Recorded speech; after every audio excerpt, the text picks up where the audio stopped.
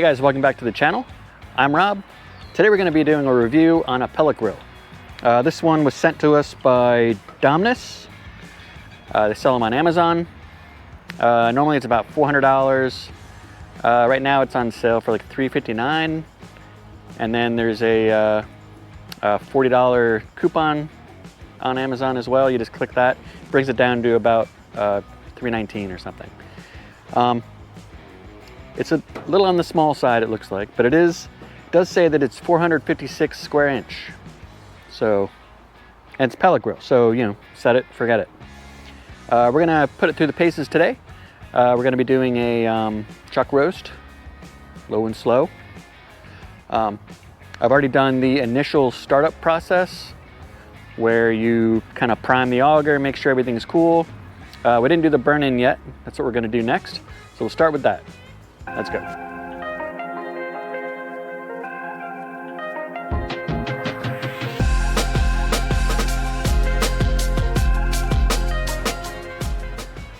All right, first things first. Again, we've already done the initial auger priming thing. Gonna put this guy on. This is nice and thick. You can hear that. Next, got the drip pan.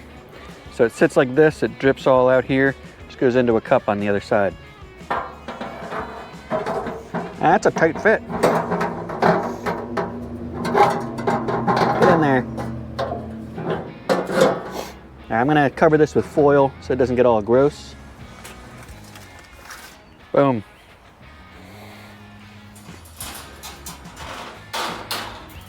Got porcelain coated grates.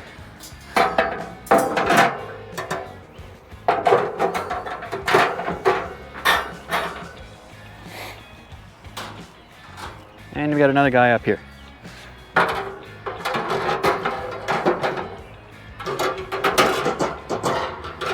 So 456 square inch. All right, let's go ahead and get this thing going.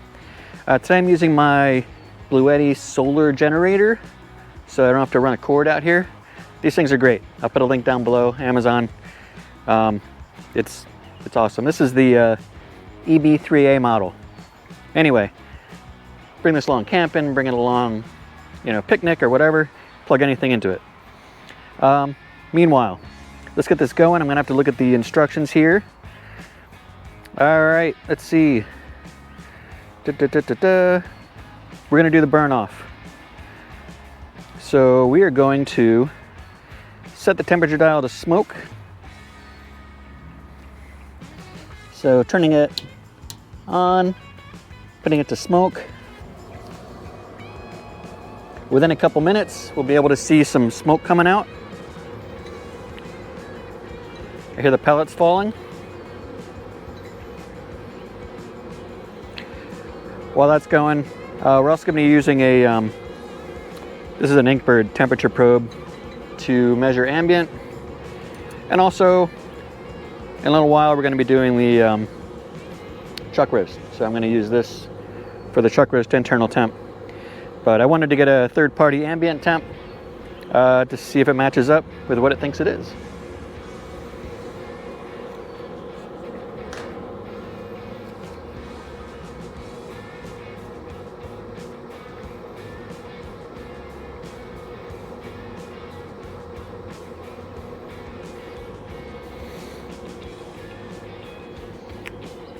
So we're just waiting.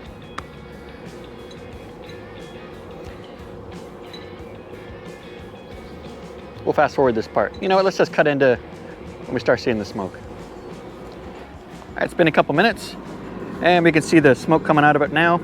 So what we're gonna do, close the lid and we're gonna set it to high, which looks like, I think it flashed 420 at me. And we're gonna let this go for about 45 minutes. It's 1:30 right now. So we'll see you at 2:15. All right, we're done with the burn-in, but I wanted to do some measurements here with you guys. we're looking at about, let's go from here. So you get about 20.5 inches this way, 15.5 that way. This guy up here is about 5.5 or 6. The height is coming up about 3 foot. And the entire thing is, with the handles, probably about 38. So about 3 foot tall. But I love it because I look like a giant up here, right? Anyway, I want to start cooking. Let's go ahead and get this set up for about, let's go, I don't know, it's already getting pretty late in the day. It's like 2:30. Let's go ahead and set it for 275. We'll do this chuck roast and we'll see how it goes.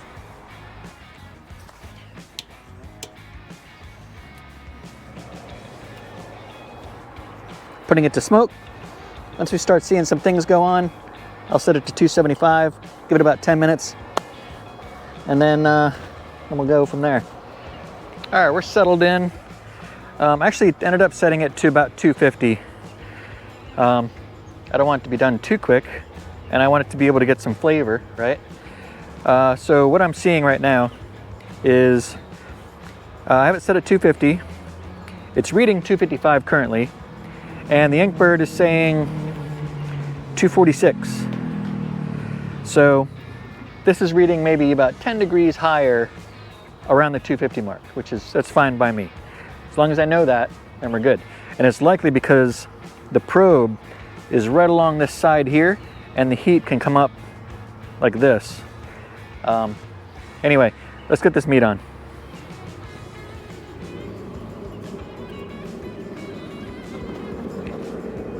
Right here.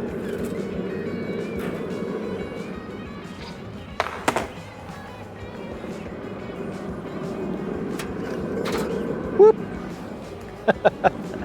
There goes that.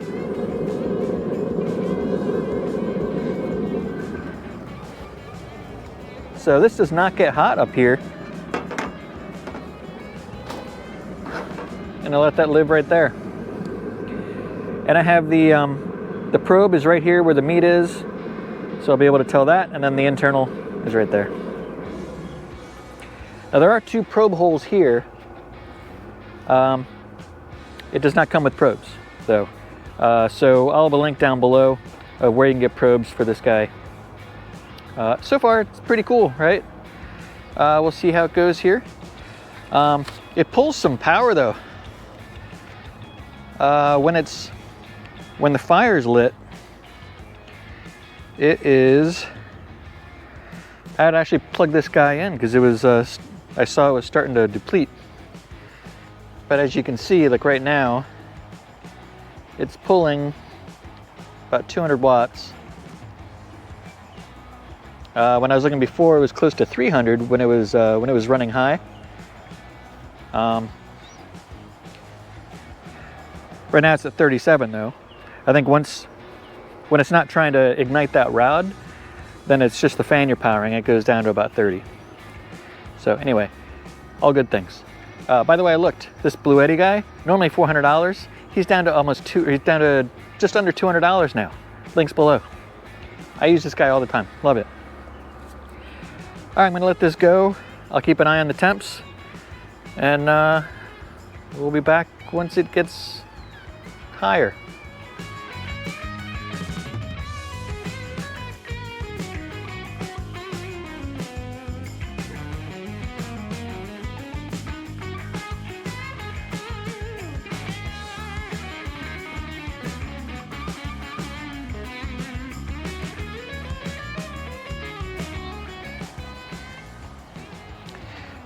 All right, we are about 2 hours in. We're still sitting here about 250 or so. This thinks it's 245. My Inkbird says it's 239. The internal temp of the meat is 146.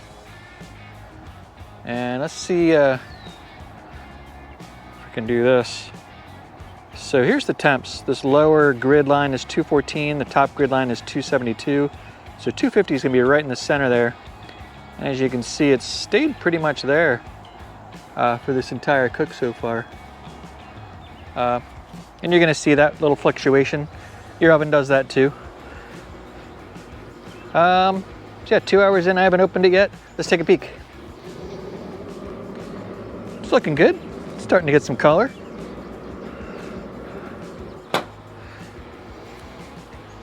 And let's check out the hopper. So this was about full when I started. And you can see it's still doing pretty well. Keep an eye on that in the next hour or two. For those wondering, I'm using Bear Mountain Premium Barbecue Woods Pellets Gourmet Blend. I don't know anything about pellets, so you tell me in the comments if those are good, bad, what? It's giving off a pretty good smell. So, and we're getting some pretty good color on the meat. So anyway, keep an eye on this. I don't think I'm gonna wrap it. I'm just gonna keep going, scoot along till we get to maybe, I don't know, 200 or so, 203, 205. We'll probe it, see how tender it is, and go from there. So we'll see you then. All right, it's been about another hour, and internal temp on the meat is about 154. It really hasn't done much in the past hour, and we've been sitting around 250 ambient temp. So let's go ahead, crank it up a little bit. It's not really cranking, but go up to 275. Boop. All right, and I had said I wanted to check the pellets. Probably add a little bit more in here. Really didn't go down that much. I just don't want to forget about it.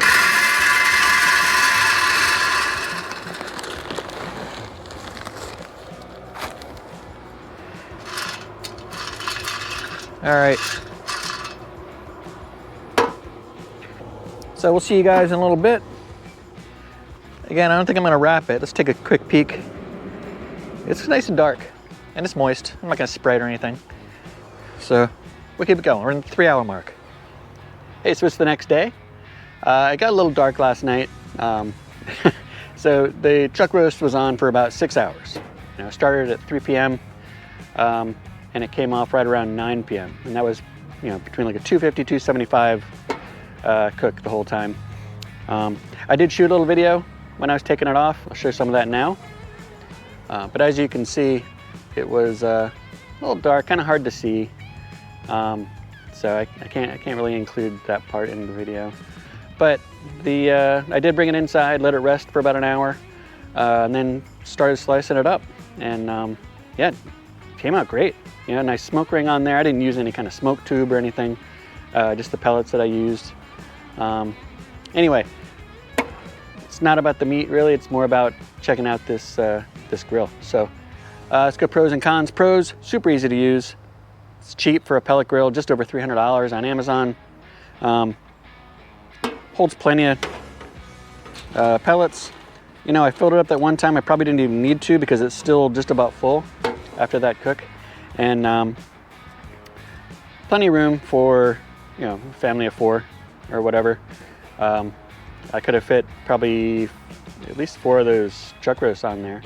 And that one fed 3 people. So ease of use, super easy to use. I've never used a pellet grill before and this went swimmingly. Yeah, it's just easy to use, good grill for the average person, you know. Some cons, I'm not that tall, I'm 5'9". And this is pretty small, you know, 3 foot high. It would have been cool if it was a little bit higher up. You really have to bend down to be able to, you know, go through and read that, that dial. But I mean, that's not a huge con. One of the things I was hoping for was that the increments on the temperatures were less than 25 degrees. Right now you have to go from 200 to 225, 250, 275. It'd be nice to be able to set it like 265 if you want, you know?